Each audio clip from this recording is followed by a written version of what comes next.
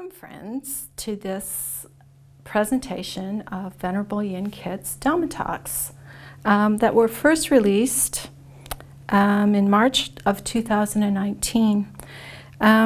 They're based on the teachings of the 10 vows of the Samantabhadra. We'll start with meditation, followed by Venerable Yin Kit's teachings. Enjoy.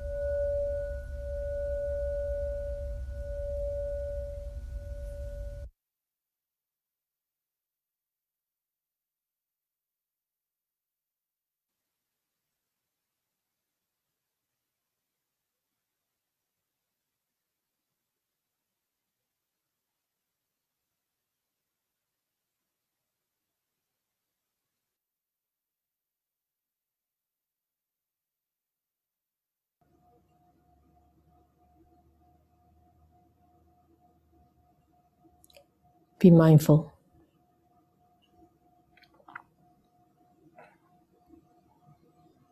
Be mindful the way this body is.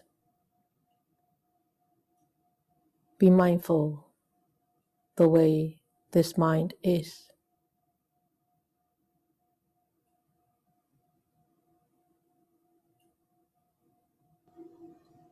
The mind is centered right here, right now.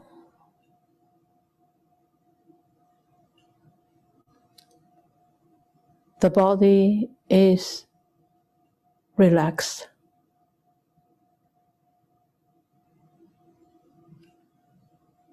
The mind is mindful of how the body is sitting.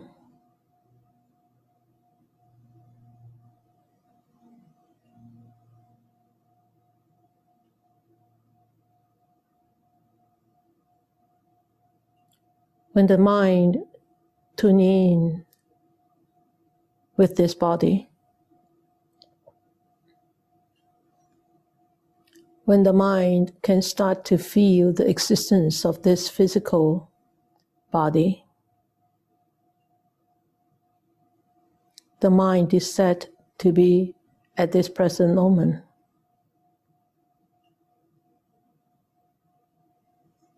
Because the body is really sitting here.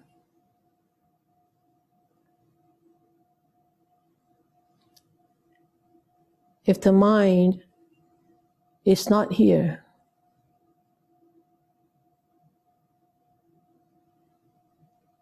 if it is somewhere else in the past, in the future, it doesn't feel the body.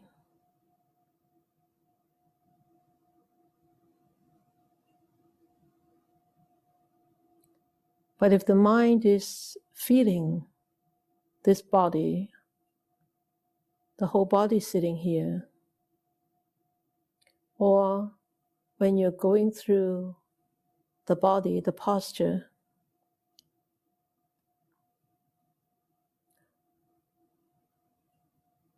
or you are actually watching the mind, whether it is quiet or not, or you have directed your attention to feel the breath manifesting itself in the body, or you have actually directed the mind to feel the incoming breath, the outgoing breath, or you have directed the mind to feel the different sensations in your body.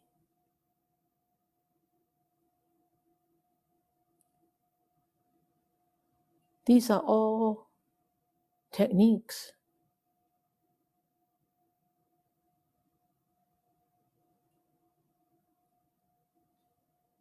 These are all the steps that help one to develop, to cultivate the continuity of awareness.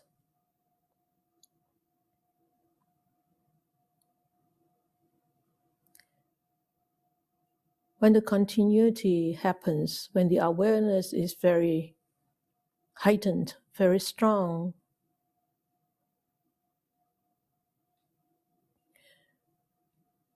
the mind will definitely become more and more focused.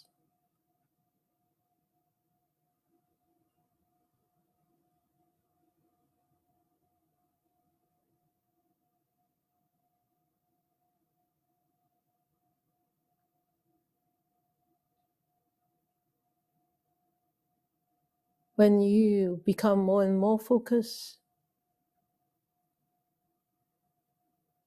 you may reach a state of strong concentration.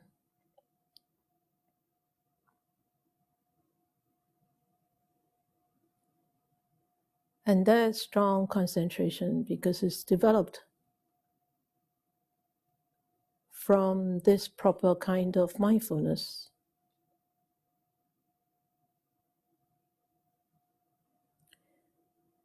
basing on this understanding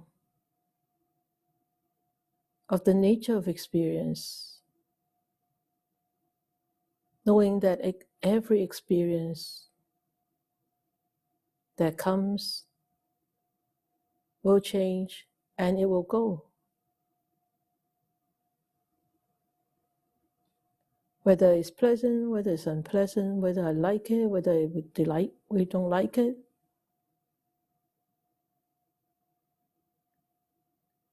Have that understanding at the back of this mind. That concentration, we call it the right kind of concentration, Samma Samadhi.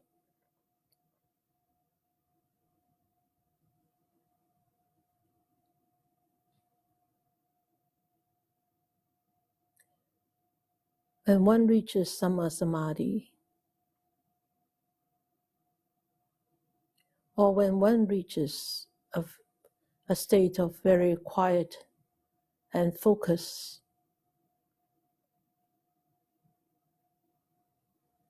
that is a very pleasant experience.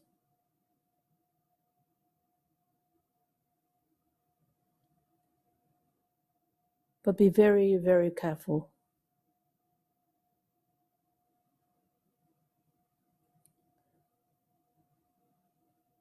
The wise teacher taught us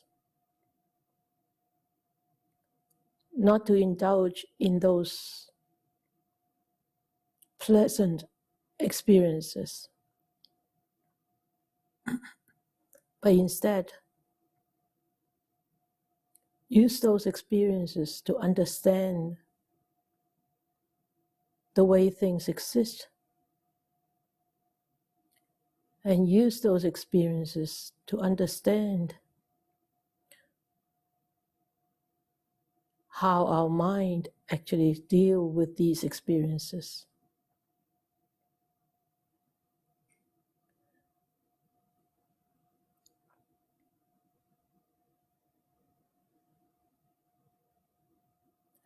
The habit of our mind is very likely to start wanting the experience to linger on.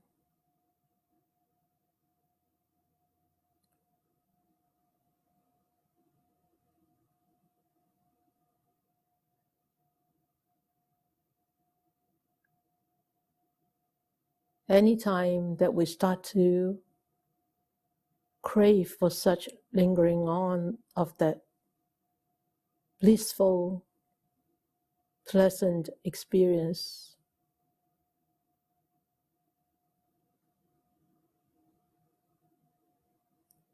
we are actually strengthening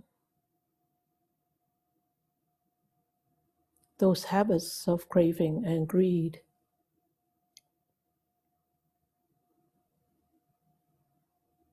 And similarly,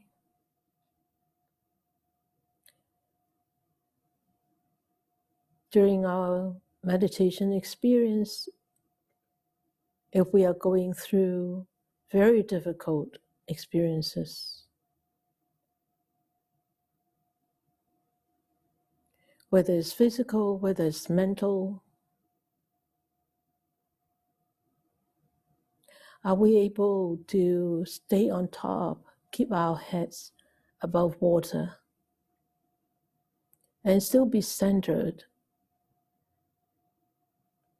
and be able to keep on a very objective view?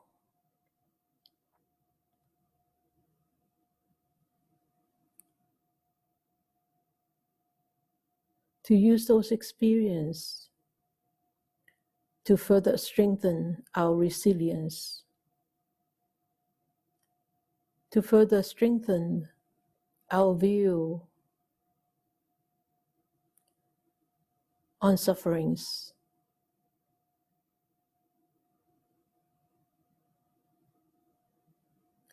to further understand who creates all these sufferings.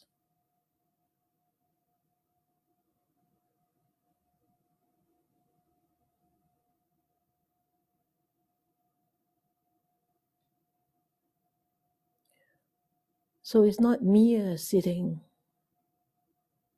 It's not mere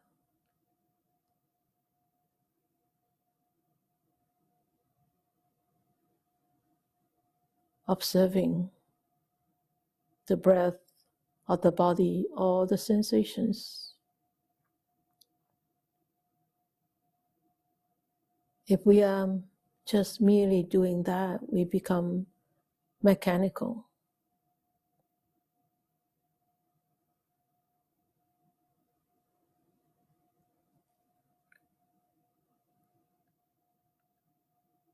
And we are not integrating the teachings into our meditative experiences.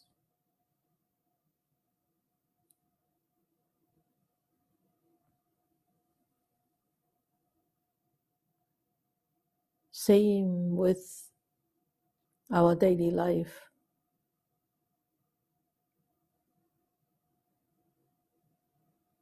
Every moment of our daily life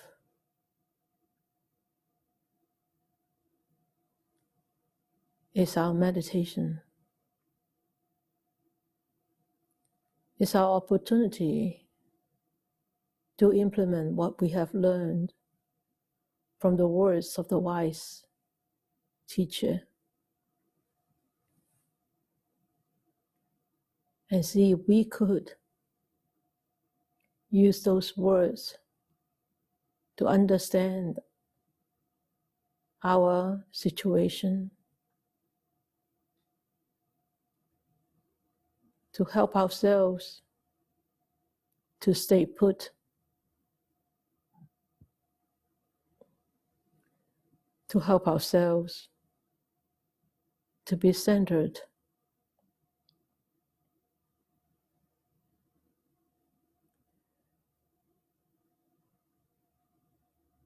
to help ourselves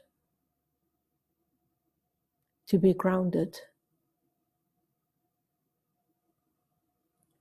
despite of the strong winds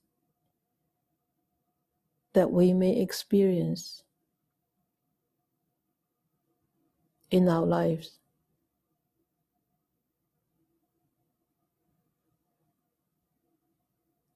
If we are not doing this,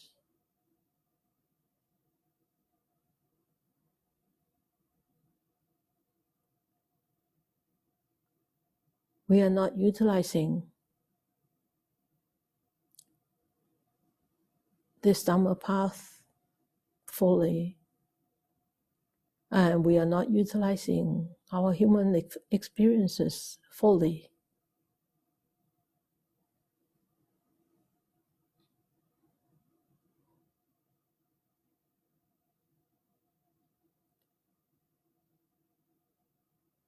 To be a human being and to encounter the wonderful teachings, and to be able to practice the wonderful teachings is a very rare opportunity, and it's very precious. It is a treasure.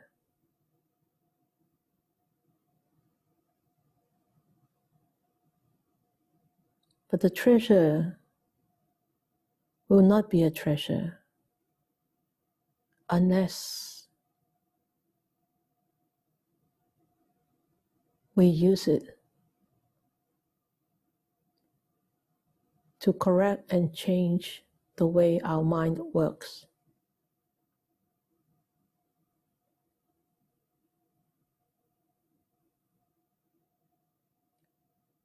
And that's what meditation is helping us to do. When the body quiets down by sitting, there's one less distraction, so that we could pay more attention to understand our mind.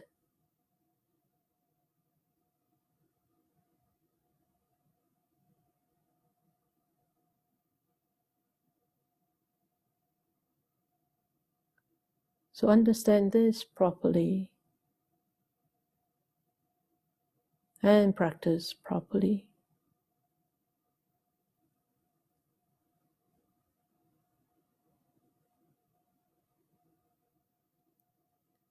Understand and practice properly.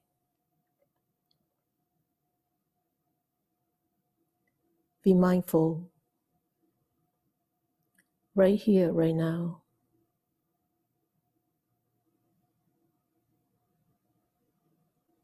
Be mindful right here, right now.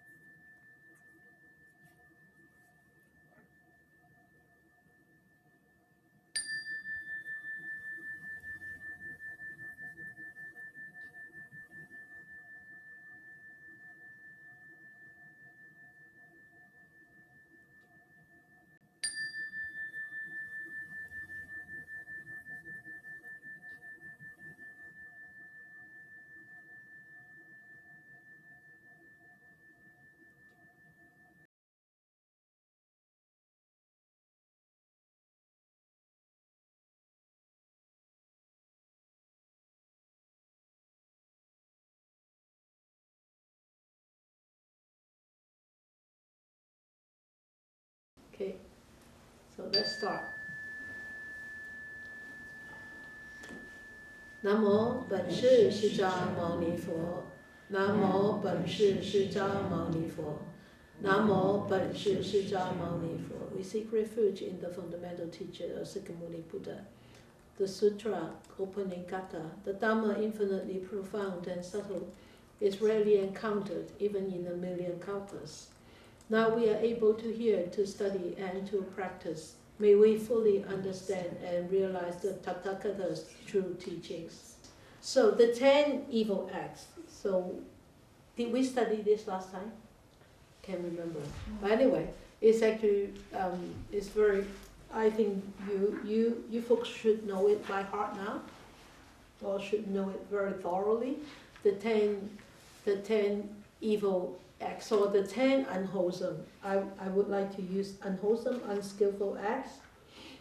So, but I take this from the book. So, 10 unwholesome acts. You know the 3 physical unskillful actions are, or unskillful actions. The first is killing. Second is stealing. Third, fornication, that means sexual misconduct. Yes, very good. And then the 4 unskillful verbal actions are lying, slander, okay, harsh speech, gossip. Yeah, gossip is on the second, and the defamation and divisive talk. Remember? Okay, the 3 unskillful mental acts. Wrong views. No. Look, unskillful acts, mental acts. Craving, aversion. Ignorance. Anger and aversion goes into the same group. Remember? Okay? So those are the 10 unskillful acts or unwholesome acts. You know, I don't like to use the word evil or death. It relates too much of sin and hell and punishment. Nobody punishes us. According to the Buddha's teachings, nobody can punish us. But we have to be responsible for the unskillful deeds that we do. Those are the unskillful consequences that we are responsible for. And nobody is powerful, authoritative enough to actually punish us. We actually punish ourselves by bearing those unskillful, unwholesome consequences. Okay, that's why this vocabulary I have second thoughts about, but I'm following the book. If I would have rewrite the book, I would have used different vocabulary. Okay, and then it says 5 irredeemable sins or 5 irredeemable actions. The same as the sin. I don't like the word sin because it doesn't really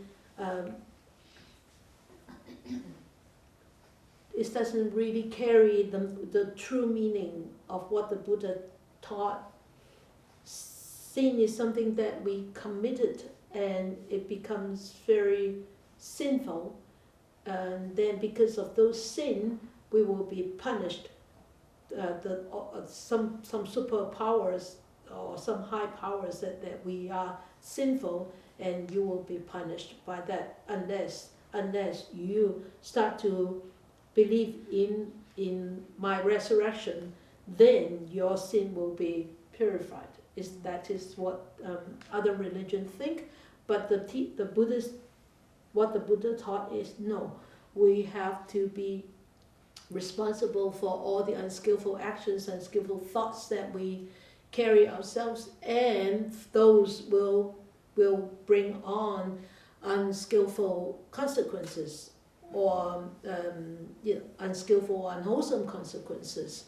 And we, like the fruits that a tree bear, that we have to bear those consequences. We have to be responsible, and we have to repay all those consequences ourselves.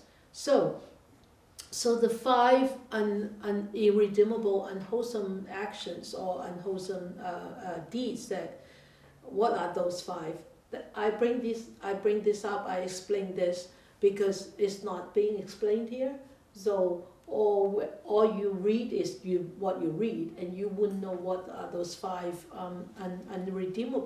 irredeemable, unwholesome actions. So the first is injuring a Buddha or killing a Buddha. In here, I don't think it's possible now. It's possible now to actually injuring or killing a real Buddha in this lifetime for you and me, because we don't have a living Buddha right now. But it's possible to actually damage the image of a Buddha, right? A wooden Buddha, a wooden sculpture, or paper Buddha, a Buddha printed on paper. You can, but here it means intentionally destroying something,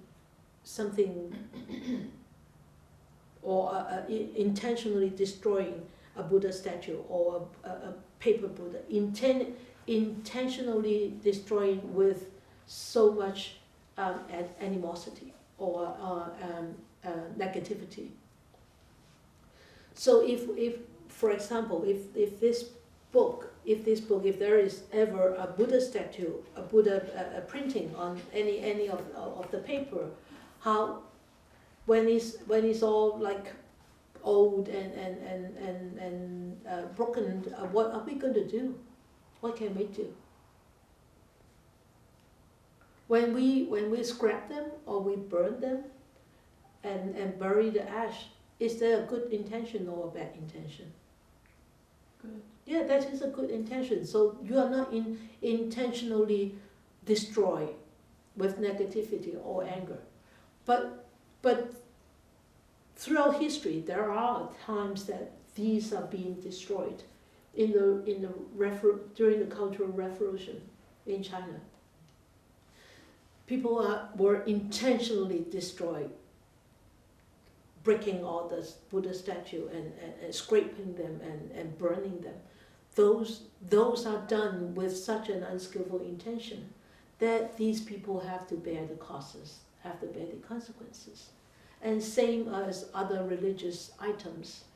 I mean, the cross or the Jesus statue, those are saintly statues, saintly items. If we for any time intentionally destroy any of those saint items, I think it's also actually create a lot of unskillful karma. Okay, but why would destroying a Buddha statue carry such a heavy karma? Because a Buddha statue represents a person with such integrity, with such compassion and wisdom, that we actually take them as a teacher. And they teach us how to become purified, how to become free, how to free ourselves from our entanglements and become a future Buddha, right? Remember in the Lotus Sutra, in one of the sutra, it says we are all future Buddha. Okay, so that's why injuring or destroying or hurting a Buddha can actually bring on irredeemable, unwholesome actions or unwholesome sins, they want to call it. And killing an arhat. You know, an arhat is an enlightened being. Not yet a Buddha, but already very wise and very, very wholesome and very compassionate. Why would killing an arhat cause such a heavy-weighted karma? Because an arhat is way enlightened, and also an arhat could actually help an enlightened being to become enlightened. So That's why it's also causing a lot of very, very heavy-weighted karma, and creating schism in the society of a sangha. Sangha means, remember, in a community. In the history of the Buddha's teachings, the first, can you guess who actually created the first schism? Devadatta. You know who? Remember who is Devadatta? Cousin of the Buddha. And he wanted to divide the congregation. He wanted to be the power of the Sangha, remember, the community, and he wanted to chuck the Buddha out. Remember that? He even wanted to kill the Buddha with the drunken elephant, remember that?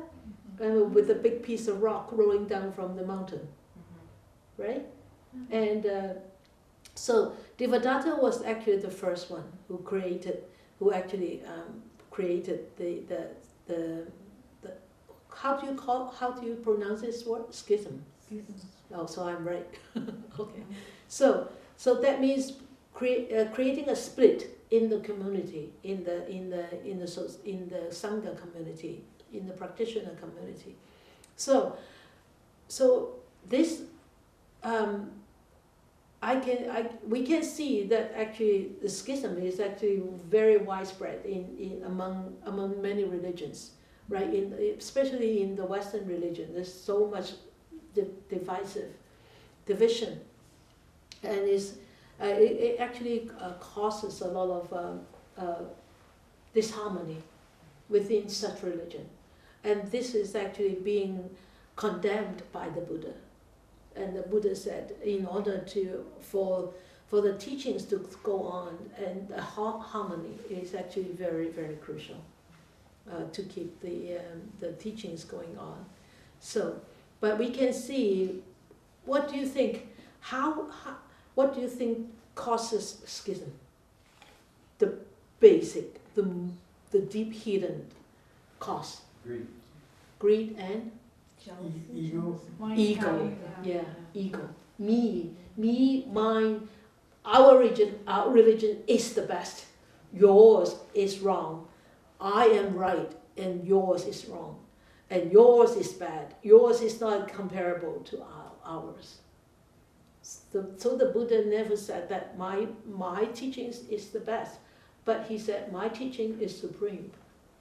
Why? Because it teaches you the true nature, the truth pertaining to the nature, pertaining to the existence. I'm reading a book, it's called Small Answers to Big Questions by Stephen Hawkins. It's a wonderful book. I just got the English copy from Taiwan, and I've gone through 4 pages, and somebody looked at my book and said, wow, it's very interesting. I said, give it to you. I gave it away. So last night in the Hong Kong airport, I managed to find a Chinese copy. And he said, he mentioned something like this. Not really schism. He mentioned something about the existence of a God and what is time. And it's wonderful questions. And wonderful answers. And he said, there is no such thing as a God. And he said, I don't want to actually, hurt anybody. But when you think about superpower, there is no such thing as superpower there. You should really read that book. And he said, everything arises because it's natural for it to arise, because of all the conditions that bring it together for it to arise. So, I think because I have watched that movie, and that is the part I felt so interested, and I thought, wow, this is interesting. So when I saw that book, I said, well, I need to read this book. And when he talks about time, time and space. Wow, it's so fascinating. I cannot put them into words, but you have to read it. Maybe we can use that as a study book too. Interesting. It's called Small Answers. Small Answers to Big Questions. Yeah, by Stephen Hawkins. Actually, he didn't write it. He's I think Eddie, the one who actually played him, helped him to actually put all these together. Wow. Yeah. The actor, Eddie Redmayne? The actor also, Eddie. Yeah. Wow. And of course, he had all these answers, right? But I think they compiled them together. I don't know whether he actually wrote some of them, but anyway, it was very interesting. Yeah, small answers to big questions. So schism and matricide. You know what is matricide? Killing your mother? Yeah. So, and patricide, killing your father. So, does it happen? It does. It does happen. Especially nowadays in the society, it is so. There are actually quite a few matricide and patricide happening in China and in Hong Kong. Yeah, quite a few in the last few years. Actually, I think there are at least 5. I've known 5, at least 5 episodes like this. So that is 5 irredeemable, unwholesome actions. Okay? So when you read this, then you know what they are, and the 10 evil actions and 5 irredeemable. It's actually not irredeemable, I can tell you. It's not really irredeemable. If anything that is irredeemable, then the Buddha is not really, he's lying. Because he said when you completely repent and anything that you can see is as arising and passing, and you don't start to grasp on it, and you don't attach to it, and you completely detach and starting to see the truth why this has arisen and how it stays on, how it changes and how it passes, and there's really no identification, no discrimination, nothing like that, then where is the sin? Where is the action? Where are the causes? Where are the results? That's why the sunnata, the emptiness, it comes into play. It's not just talking, but really you will start to see through the truth. So, irredeemable, this is, I don't think is a proper vocabulary to describe these 5 unwholesome actions, but these are really very, very heavy-weighted karmic actions, I could say. Okay. So, and then it says the paragraph above that, just before that, is practice the 6 ways of harmonious respect. The 3rd line on the in the paragraph just above that one, and then leading followers to use kind words and practice the 6 ways of harmonious respect. So 6 ways of harmonious respect, it seems that is applicable just to the congregations of practitioners. But I can assure you, I can actually say this, it can be applied to everybody. It can be applied in any society, and it should be applied in all societies in order to have real, true world peace and community harmony. Okay, so the first one is doctrinal unity in views. Of course, in here it says doctrinal unity. That means we have to actually harmoniously agree in common view in Dhamma, the way how we live our life. Similarly, I think in the society, society should have a harmonious view on diversity, diversified beliefs, like religions, and we should embrace them. Everybody should embrace diversified views. Okay. If we look at the different nations in the world, we notice there is a lot more. Hopefully, there is a lot more cooperation and common ground that we live by, abide by, among all nations than divided views. But it seems that in the last couple of years, there are more divided views, more than common grounds. And we really need to work towards this, is how we should actually accept. We actually cannot unify people in different doctrines. We cannot unify. But if we actually believe in or have a faith in particular doctrines, at least this group of people have to be unified.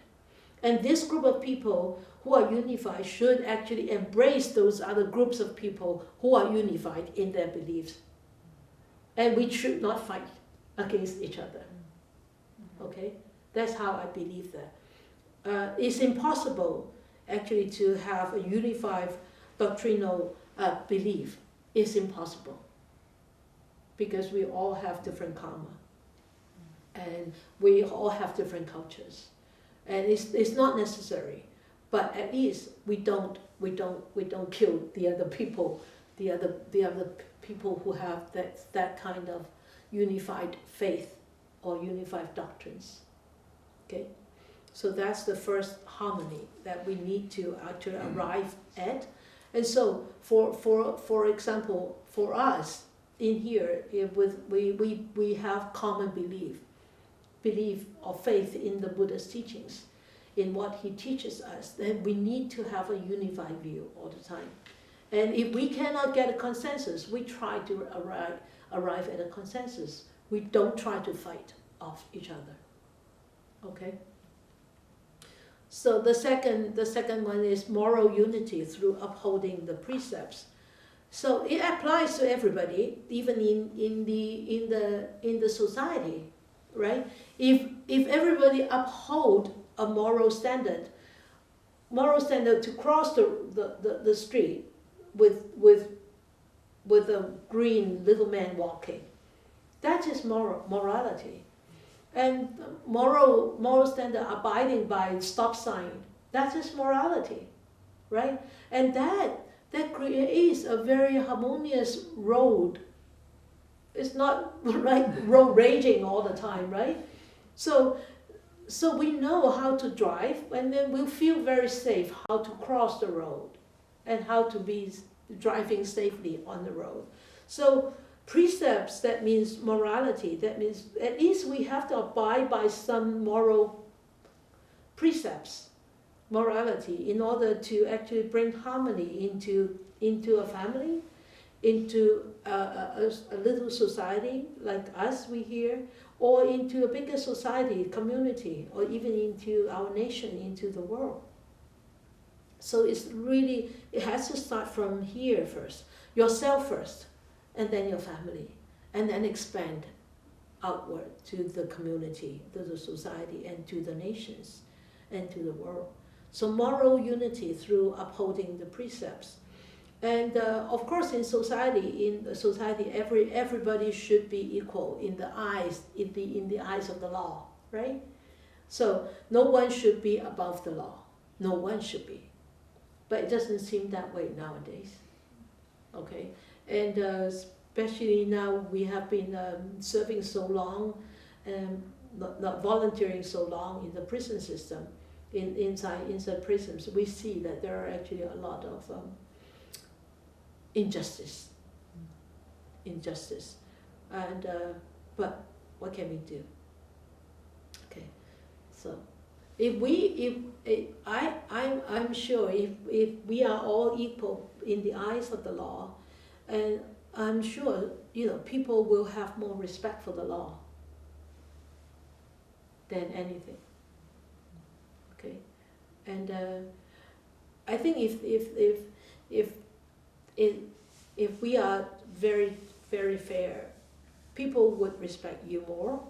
And if you are very fair, and people would be inclined to abide by it. Most people would be, I think. Okay. So the third harmony is economic unity in communal use of necessities and food. And this is called harmony in economics, or in the fair spread of everything, fair share of everything. So this is great, isn't it? Why are you? I'm sorry, because you say that at lunchtime sometimes. Okay, fair share, and then everybody gets one piece. Yeah. That's fair share. So as I always say, if you don't get one, sorry. Well, this time when I went back to Po Lam, I was sitting at the head. I'm almost the second or the third senior, the most senior. And they bring fruits for us to choose. I did not choose this time. I just pick. I just take whatever that is right in front in the basket. I just pick an orange, whatever. So I transformed myself. But there were no mangoes. But there were a lot of mangoes. When we went to pay respect to the seafood, there were a lot of mangoes. And I looked at the mangoes. I smiled to myself. I don't attach to the mangoes anymore. So fair share is in the monastic sangha. All renunciates live a very equally shared, simple life, and have equal access to communal property. So but in the secular world, it's very difficult, right? It's very difficult because actually there is some people have too much, some people have too little, and it's actually very, very difficult to have a fair share. And those people who don't have, they always complain that a lot of people, they always complain about people who have, and those people who have, they seldom share that whatever that they have, and it is sad. It is sad in a way, and so that's why fair share is actually I think is a very, very ideal way to be applied to a society. If everybody have a fair share to work also, okay, and so and also this is why we don't charge people for courses and food. As you know, that we never charge people, and because I feel that it has to be shared without any conditions attached, because my teachers share with me, my teachers, I have many teachers, and of course my seafood share with me everything that he can share with us. And I think that's why we should not charge anybody for anything, okay? To maintain a purity, because once you start to charge, then there will be like, okay, this I will charge $50 for this course, and $200 for that course, and $1,000 for that course. And that will be like, oh, well, $50 is too cheap. This must be a bad course. $1,000, oh, this is a wonderful course. I should go and teach this one, right? So, yeah, people still ask me why. Why don't I charge? I say I can't. If I charge, people who cannot afford, they cannot come, right? So then they said, if you charge more than people who can afford, then you get more wealthy people, maybe then you can get money faster for your redevelopment. I said, not necessarily. Not necessarily. I mean, I tell them a lot of people who actually support and donate is those people who actually in the middle lower class, and they are willing to support no matter how difficult. They're willing to put the money aside and save it for us, you know. So these three are the basic requirements for harmony in society or in communities. Okay, the basic requirement in order to have harmony, you need all these three prerequisites. The fourth one, physical unity by living harmoniously in the same community. So, for example, in a monastic sangha, like in monastic community, monks and nuns should observe, bodily, the same rites and rituals, the same precepts. And in the society, our actions also can be used to help each other and bring on respect in the world, in the society.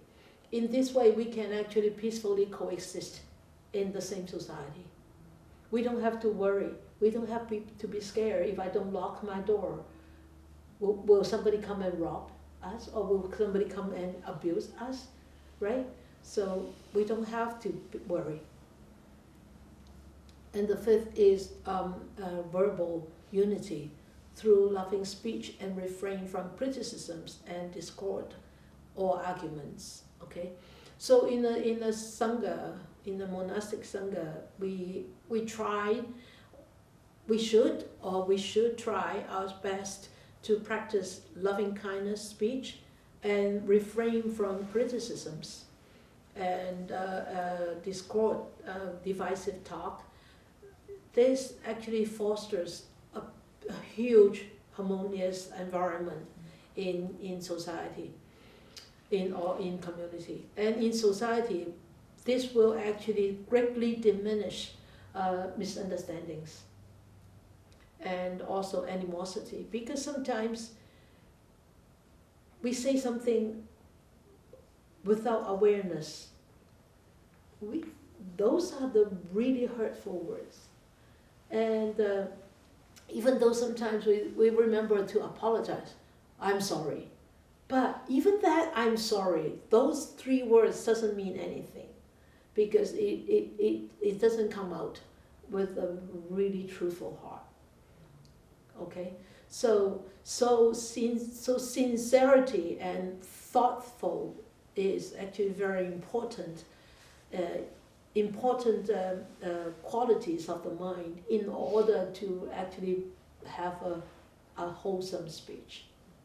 Okay? So the sixth one is mental unity through shared joy. So we rejoice in others' achievements. We rejoice in others' development and cultivation. We don't get envious. We don't get jealous. Instead, we rejoice. If I'm not good enough, we rejoice. Oh, you're so much better. You're so much cleverer. You're so much smarter. I really would love to be as smart as you, rather than, huh. Right? Big deal.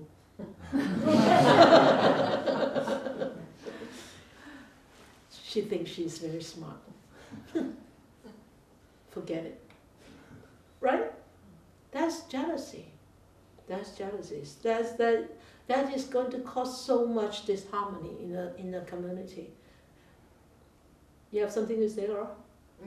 No, I'm Okay. just totally agreeing with you. Okay, all right. Yeah,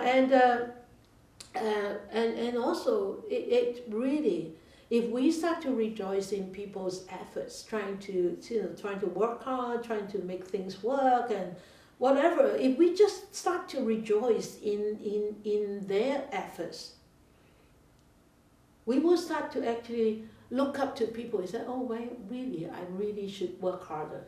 You know, I cannot work as hard as they are, but they are working, that's good, that's spare me. Why not, right?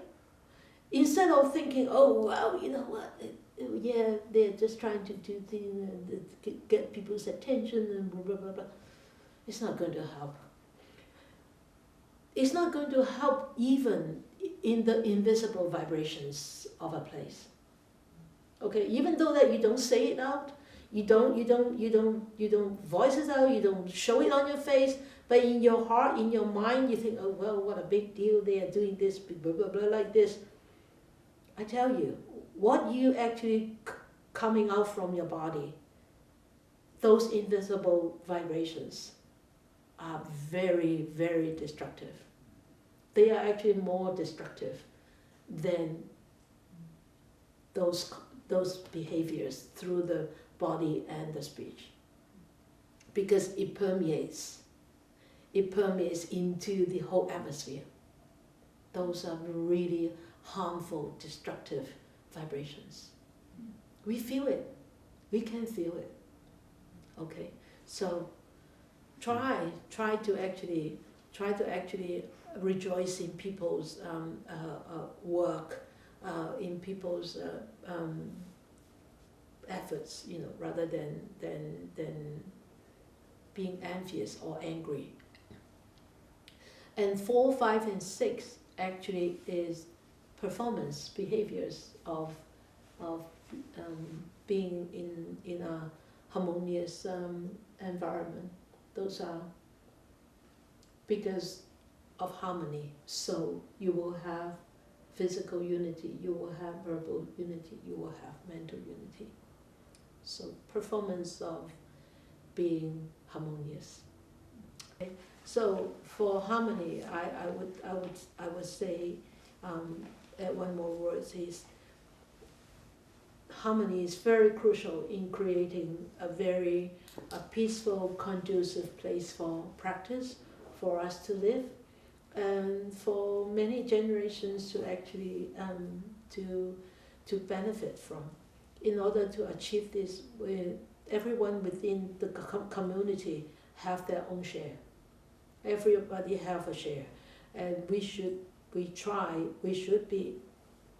try to maintain this certain level of awareness, very high level of awareness and mindfulness, for us to recognize our behavior in the society, in the community, whether it's going to be conducive, beneficial, or it's going to be harmful and destructive. Okay, now we can dedicate our merits. May these blessings extend to all, that we with all the living beings together will attain the Buddha way. May we share all our benefits by studying the words of the Buddha. May we share all these benefits with all beings, visible, invisible, human, non-human, big or small, far or near. May they be happy, may they be peaceful, may they eventually attain ultimate freedom. May more and more people will encounter the words of the Buddha, study them, practice them, liberate themselves from their own entanglements, and be truly happy, truly peaceful.